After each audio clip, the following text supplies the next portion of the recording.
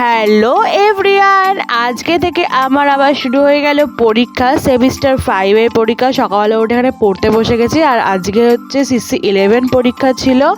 তো ভাত খেয়ে রেডি হয়ে বেরিয়ে পড়েছি। বাপি দিতে গেছিলো, আমাদের এবার আবার সিট পড়েছিল সেই উত্তরপাড়া কলেজে নিশামবালাতে। তো এসে গেছি। আর এখানে পরীক্ষা দেওয়ার পর এই যে আমরা সবাই মিলে এখানে গল্প করছিলাম। আর আমি এখানে দেখাচ্ছিলাম যে আমি কোথায় বসেছি। একদম ম্যামের সামনে সেকেন্ড বেঞ্চে বসেছি, একদম বিচ্ছিরি। অন্যবারে এইভাবে বসি না। যাই হোক, তো কলেজটা একবার তোমাদেরকে দেখিয়ে দিলাম।